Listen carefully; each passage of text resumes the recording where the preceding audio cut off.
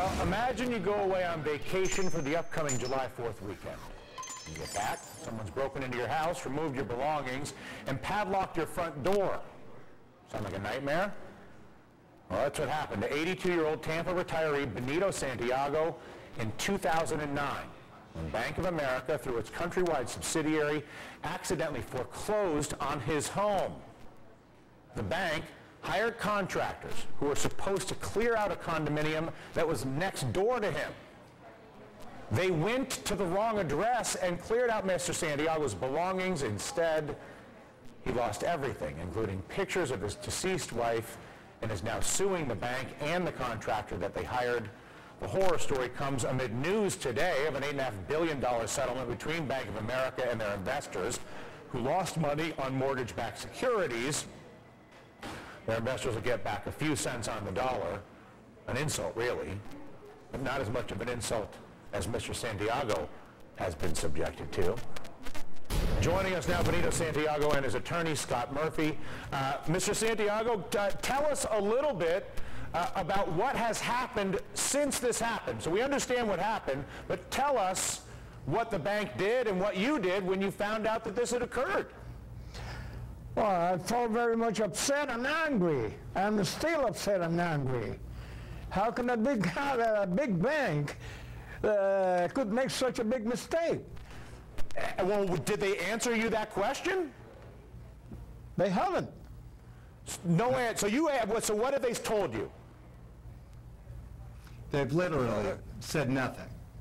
So you're saying that you brought this to the attention of Bank of America, and Bank of America does not respond. Exactly. Mr. Santiago, early on, within a month after this happened, notified both Bank of America and its agent, Field Asset Services, of this event, and they simply ignored him. And then when we got involved and notified both of the entities again, Countrywide and Bank of America ignored us again, and Field Asset Services said, we know nothing about it.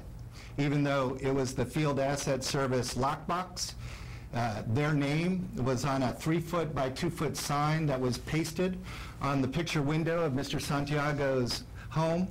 They just simply denied any knowledge. So, Scott, clearly you're serving as Mr. Santiago's attorney. What is your current plan of recourse?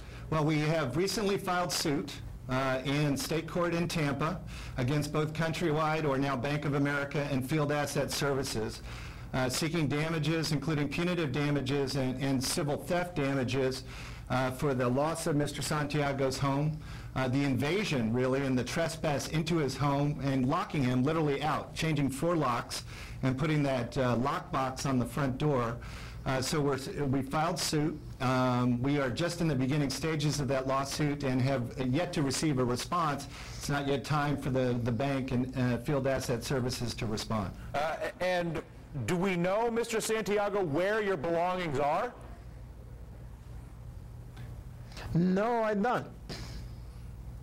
And I insisted a couple of times to bring them back. They never responded. Is this, Scott, something that is just a freak, random, horrible mistake, or does this happen? This has happened, and it has happened around the country. Colleagues of mine, both in the Northeast and, for example, in Las Vegas, Nevada, have, with this same bank, with Countrywide, it's happened to them before, where people have left their homes or been vacant or been absent for a vacation, or in one case military service even, and come back to find their entire place cleaned out. The locks have been changed, completely completely inappropriate, because that bank, Countrywide, had no mortgage. Similarly to this situation with Mr. Santiago, Bank of America and Countrywide had no mortgage on this property, had no interest in this property. Yeah. So I'm so confused by that. I don't understand how any institution or individual could invade someone's home, Mr. Santiago or anybody else, do what you're describing and not be brought up on charges of breaking and entering and robbery. Well, Mr. Santiago called the police at the time, and they spoke to the people at Field Asset Services who, at that point, and this is the only time anyone's talked to them where they've admitted anything, said they made a mistake, and so the police concluded that it was simply a civil matter despite the obvious trespass, burglary, theft of Mr. Santiago's property. Well, listen, I appreciate you sharing your story with us. I am stunned by the details of it, and I do hope that you'll keep us posted, Mr. Santiago, in the weeks that are ahead. Thank you. All right, thank you guys. Benito Santiago, Scott Murphy. And for more on fraud closure in our No Way to Live series, head to our website, DylanRatigan.com.